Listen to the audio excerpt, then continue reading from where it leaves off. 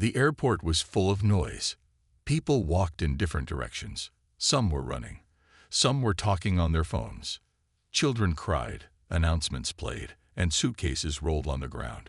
Among the crowd, a young black girl sat quietly near Gate 14. She wore a bright yellow dress, her hair in neat braids, and she hugged her little teddy bear. Her name was Amara. She was just 10 years old. She looked around nervously. Her father had gone to get snacks. He told her to stay close to the gate and not talk to strangers. She obeyed. She was used to being alone in public places for short times.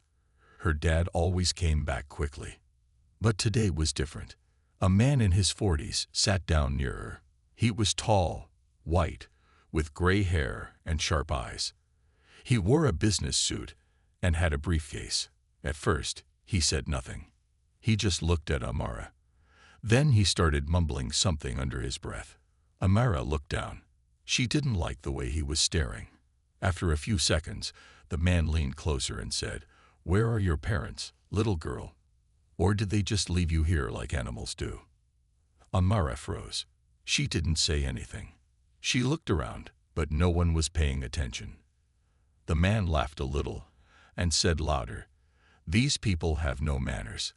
Always loud, always lazy. Just sitting there, doing nothing. That's the problem with your kind." Amara's hands gripped her teddy bear tightly. Her heart beat fast. One woman across from them looked up but quickly turned away. A man wearing headphones didn't even notice. No one came to help. No one said anything. The rude man smiled again. He leaned back in his chair, crossed his legs, and said, "Your skin looks dirty. You should wash it. Or maybe it's just permanent dirt." Tears filled Amara's eyes. She pressed a small button on her smartwatch. It made a soft beep. She spoke softly, almost like a whisper. "Daddy, it's happening again." Far away in a line at a sandwich shop, Agent Marcus Reed, Amara's father, heard the alert on his phone. He was wearing a black suit, clean white shirt, and had short hair. His phone buzzed with a special notification. Code blue. Amara alert. He turned around quickly and started walking fast. His face was serious, his eyes sharp. He moved through the crowd without saying a word. His FBI badge was hidden under his jacket, but his presence made people step aside. Back at Gate 14, the man was still talking. "You people don't belong in nice places like this, always trying to act better than you are." Amara wiped her tears. She looked up at the man, trying to stay calm. Suddenly, a deep voice spoke behind them. "That's enough." The man turned around. Standing right behind him was Marcus Reed. He wasn't shouting. He wasn't angry. But his voice was strong. His body was tall, straight, full of power. He looked at the man with eyes that didn't blink. The man stood up and said, "And who are you? The janitor? Or the driver?" Marcus didn't answer. Instead, he slowly pulled out a leather wallet from his jacket and flipped it open. Inside was a golden FBI badge. "I'm her father," Marcus said quietly. "And I'm also a federal agent." The man's smile disappeared. People nearby started watching. The woman who looked away earlier now stood up. The man with headphones took them off. Someone nearby pulled out a phone and started recording. Marcus stepped closer, his voice calm but cold. "You just insulted a minor. You used racial language. You harassed her while she was alone. That's enough to get you detained and questioned under federal law." The man raised his hands. Hey, I didn't touch her. I was just talking. Don't make it a big deal." "You made it a big deal the moment you opened your mouth," Marcus replied. Amara stood up and ran to her father. He put one hand on her shoulder.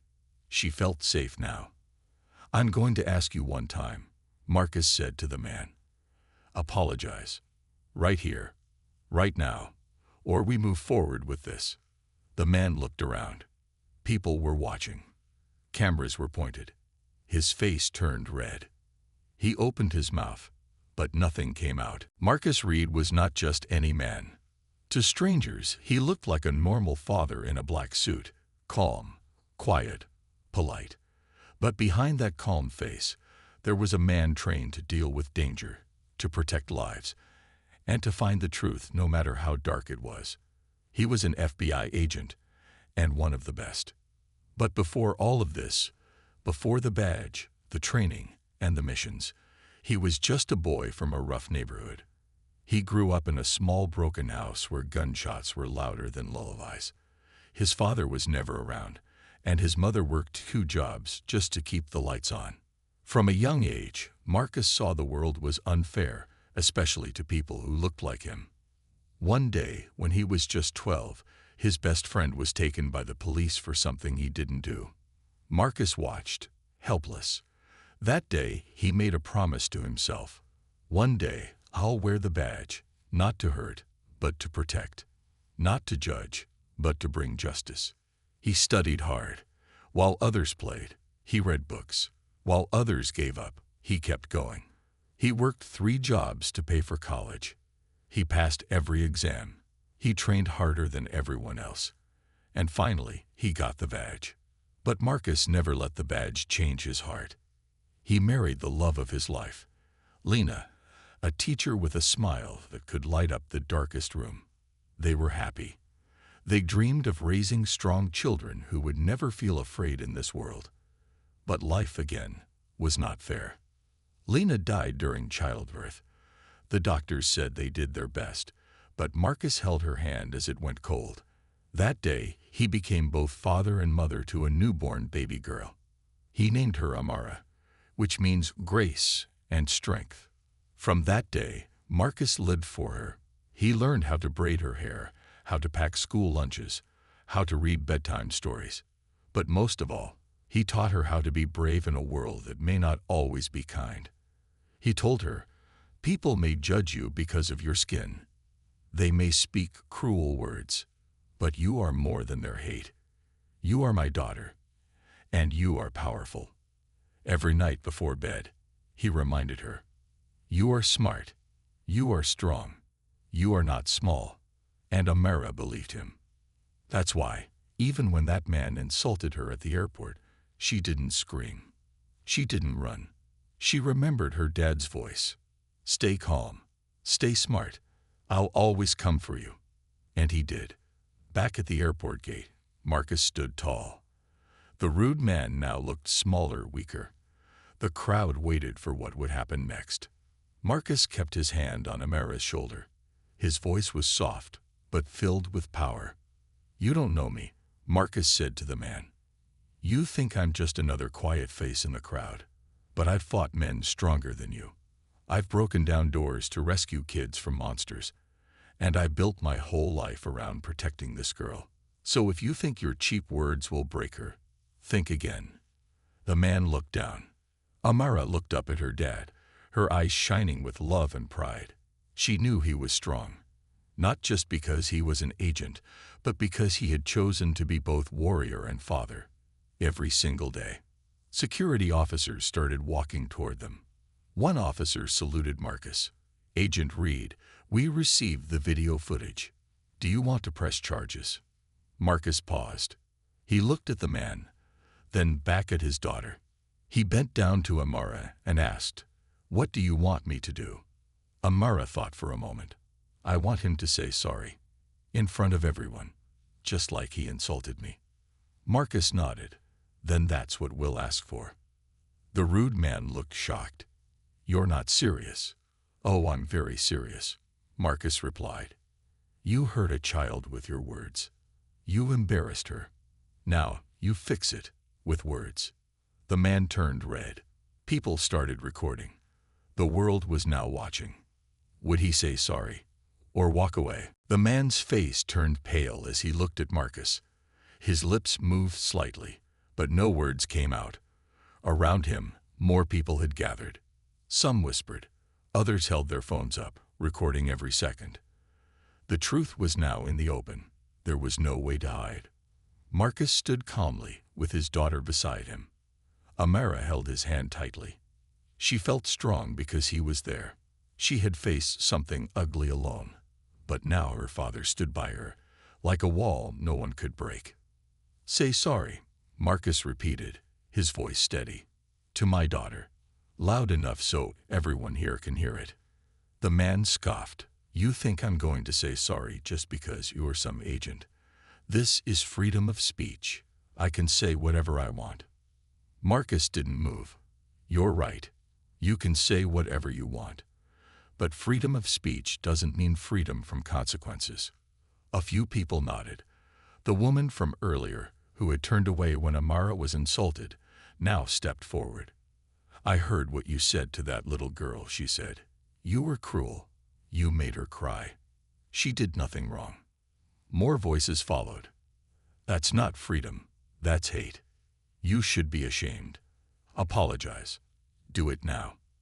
The man looked around. The pressure was building. Still, his pride kept him frozen. He crossed his arms and took a step back. "This is ridiculous," he muttered.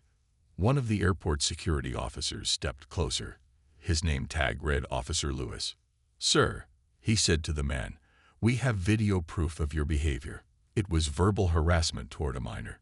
If Agent Reed decides to press charges, you could be taken in for questioning." The man's eyes widened. "Questioning?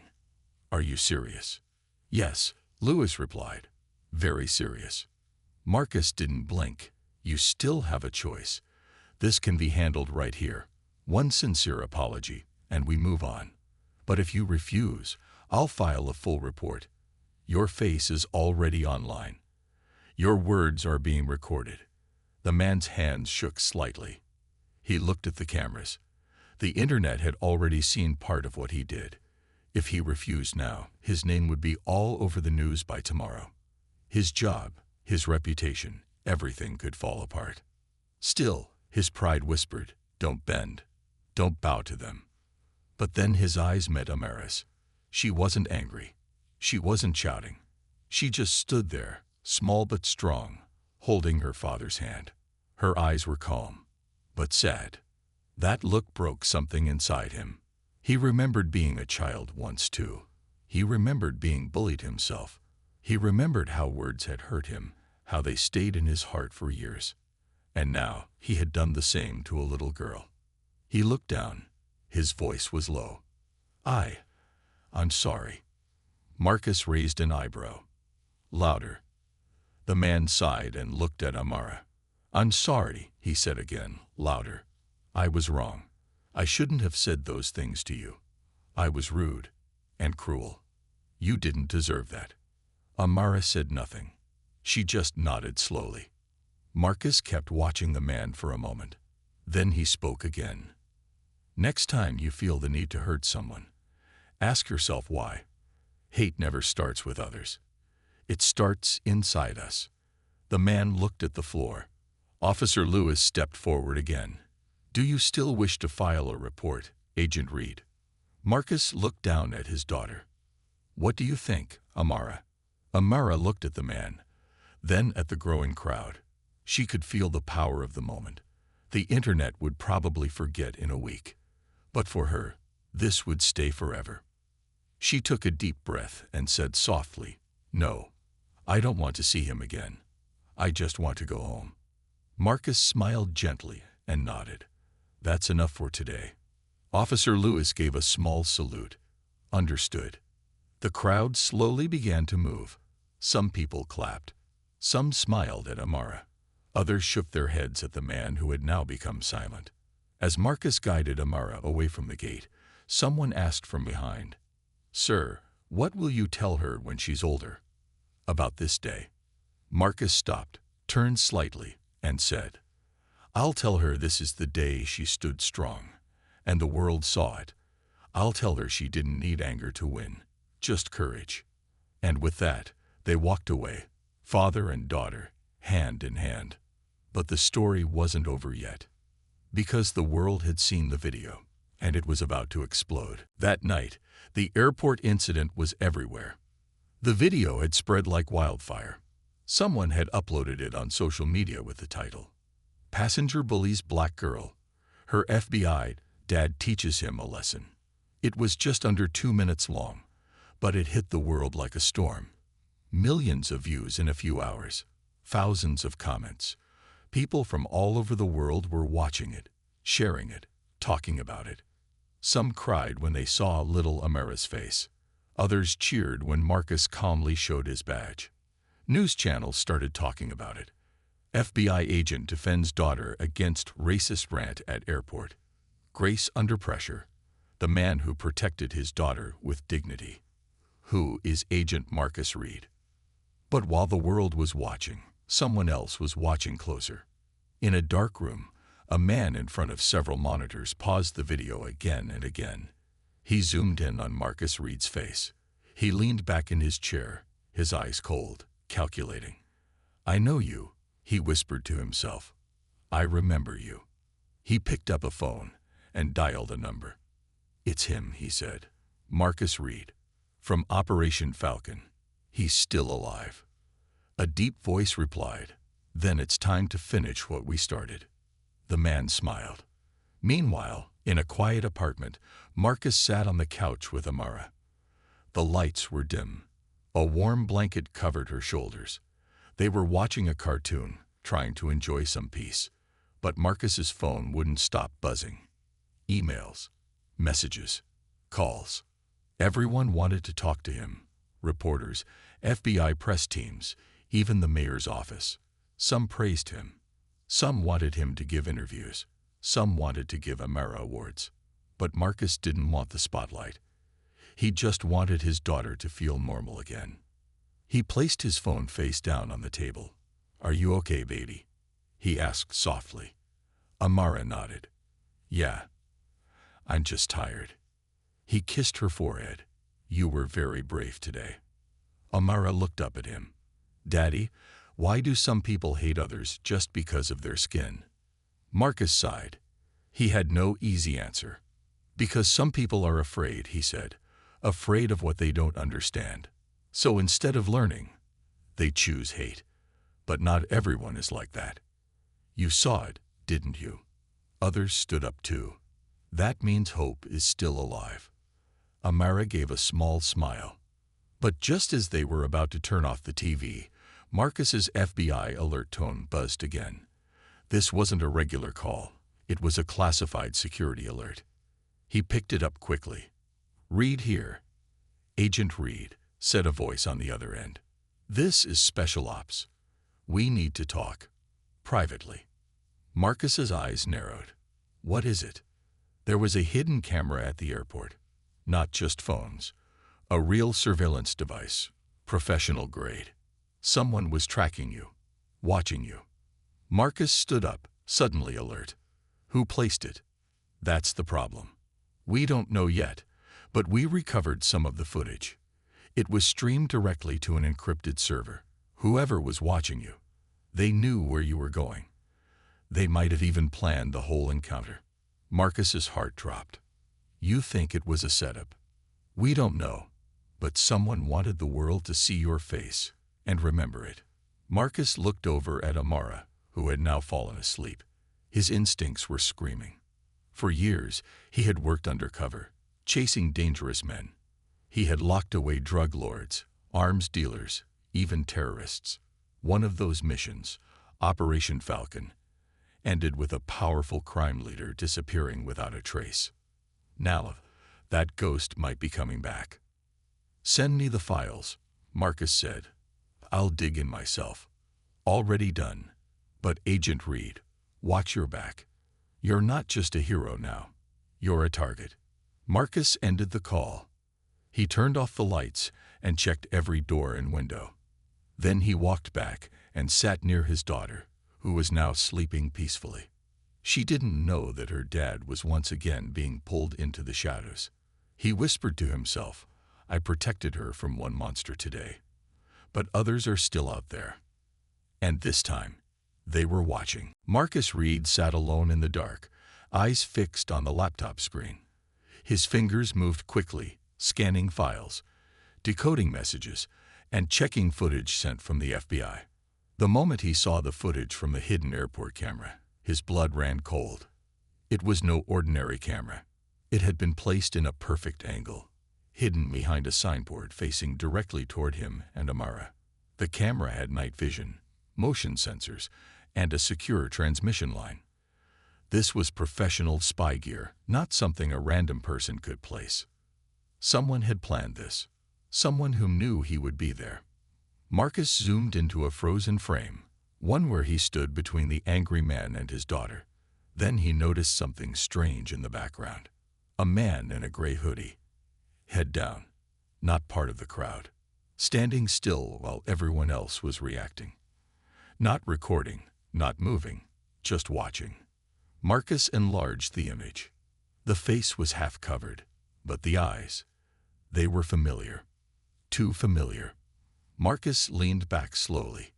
"No," he whispered. "It can't be him. He's supposed to be dead."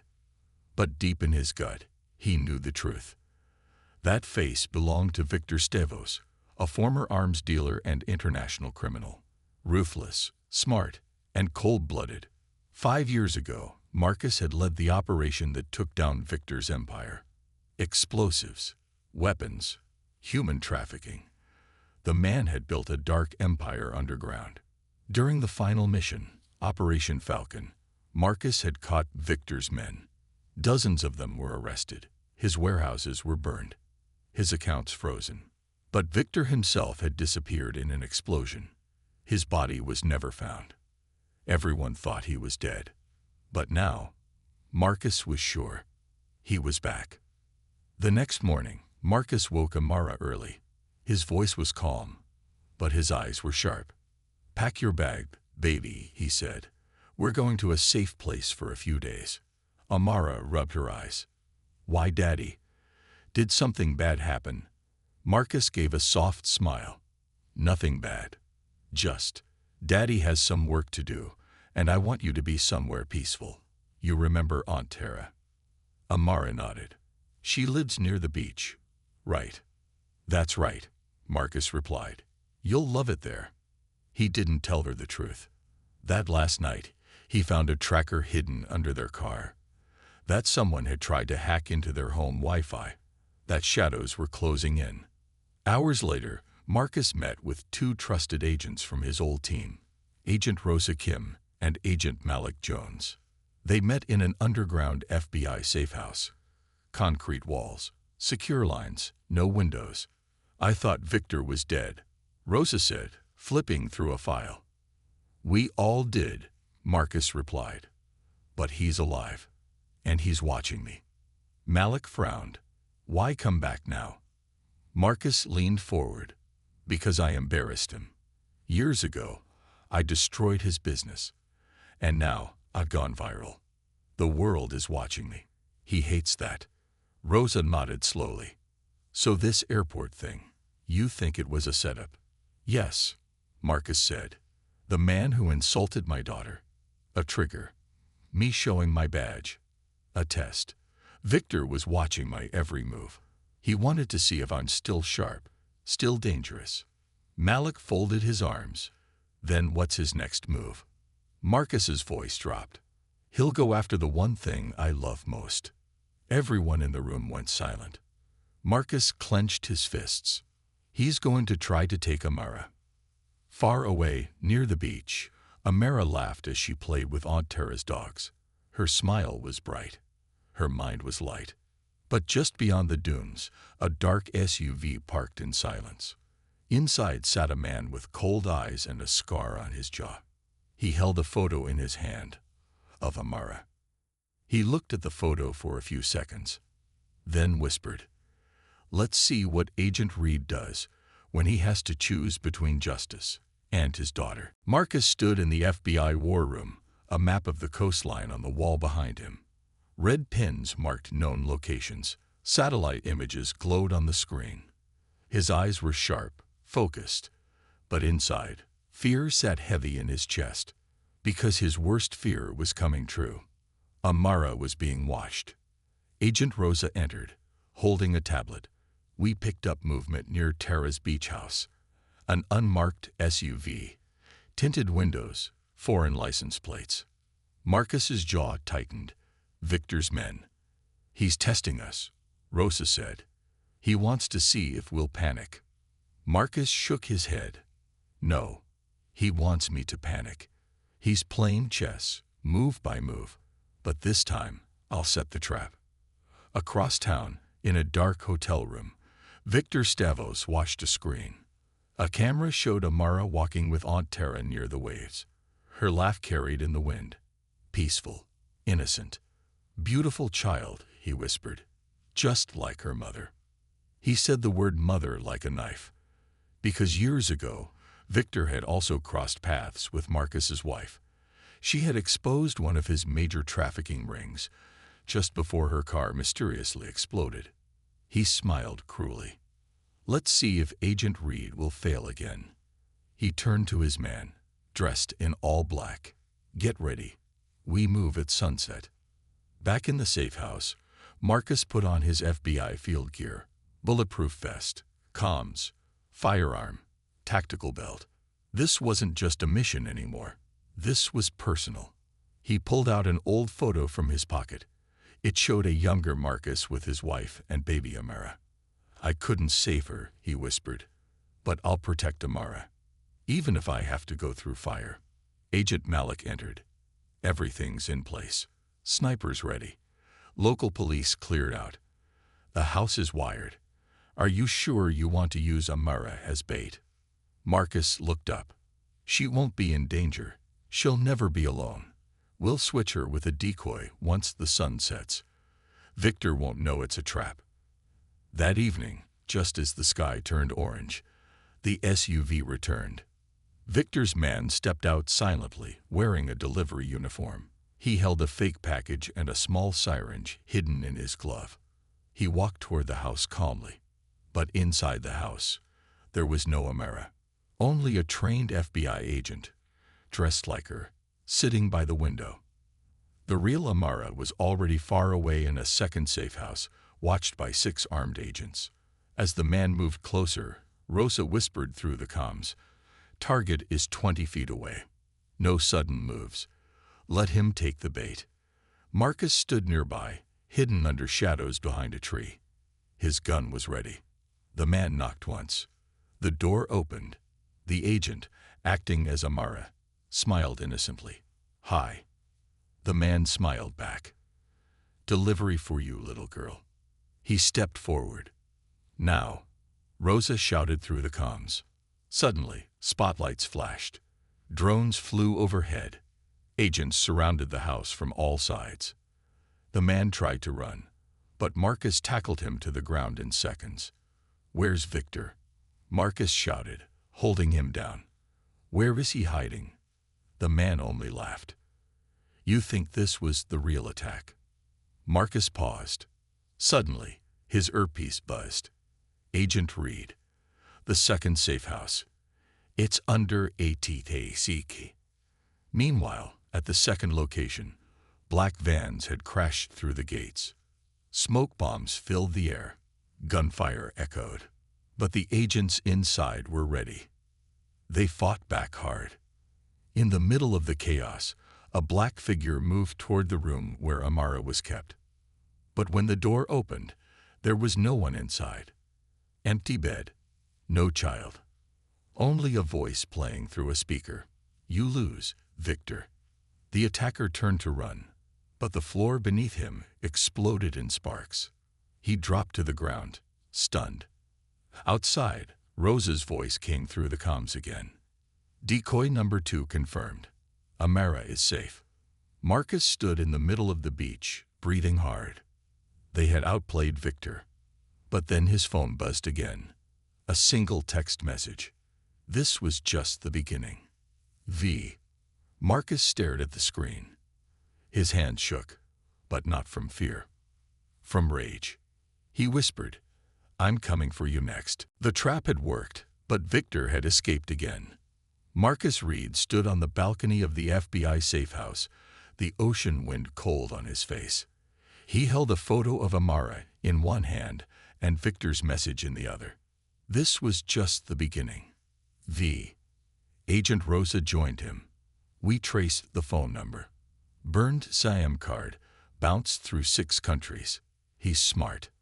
Marcus nodded slowly. Smart doesn't mean invisible. Everyone leaves a trail.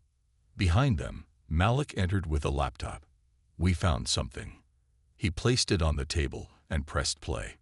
It was drone footage, live feed from a warehouse near the old docks. A man with a scared jaw was seen walking into the building with 2 armed guards. Marcus leaned in. "It's him," he said. "That's Victor." 12 hours later, just before sunrise, Marcus suited up for one final mission. No backup this time. He didn't want teams. He didn't want cameras. He wanted justice with his own hands. "I need 5 minutes inside that warehouse," he told Rosa. "You'll get 3, she replied, loading her weapon. "After that, we storm it." Marcus gave her a firm nod. The docks were silent. Fog covered the ground. The warehouse stood like a sleeping giant, old, rusted, forgotten. But inside, danger waited. Marcus slipped through a side door, moving like a shadow, step by step, breath by breath. Then he saw him. Victor Stavros, older but still dangerous, still cold. Victor turned slowly, as if he'd been waiting. "Agent Reed," he said calmly, "you finally came alone." Marcus kept his gun steady. "It ends here." Victor smiled, not afraid. "You ruined my life once, my empire, my future. And now, you've made yourself a hero." Marcus took a step forward. "You tried to take my daughter." "No," Victor said softly. "I tried to take your peace." He reached for a detonator on the table. Marcus didn't hesitate. A shot rang out. The detonator flew from Victor's hand as he fell backward, blood blooming on his shoulder. Before Victor could grab another weapon, Marcus moved fast, grabbing him by the collar and slamming him against the wall. "You're going to jail," Marcus growled. "This time, you don't disappear." Victor coughed, smiling through pain. "You can't lock up a ghost." Marcus leaned closer. "No, but I can bury you in truth." Just then, Rosa and the FBI team burst in, guns raised. "Tilier," one agent shouted. Victor was dragged away in cuffs. For the first time, he looked weak, beaten, finished. 3 days later, Marcus sat on a quiet bench in a sunny park. Amara ran ahead, laughing, her arms open wide. She was safe. She was smiling again. She was free. Marcus watched her with soft eyes. The scars from the past were still there, but today he felt something different. Peace. Agent Rosa walked up with 2 coffees. She handed one to him. "So," she said, "how does it feel being a viral hero, a father, and the man who brought down Victor Stavros twice?" Marcus chuckled. "Tiring." They both laughed. Then Amara ran up and hugged him tightly. "I love you, Daddy." He smiled and kissed her forehead. "I love you more." Final scene. A news report played in the background at a coffee shop. Today, FBI agent Marcus Reed received the Presidential Medal of Honor for bravery and service. His actions protected countless lives and reminded the world that silence is not strength. Action is. The screen faded to a photo of Marcus and Amara smiling together. And somewhere far away, in a dark cell, Victor stared at the same screen. His eyes burned with hatred. But this time, he had no power, no empire, no escape, just silence.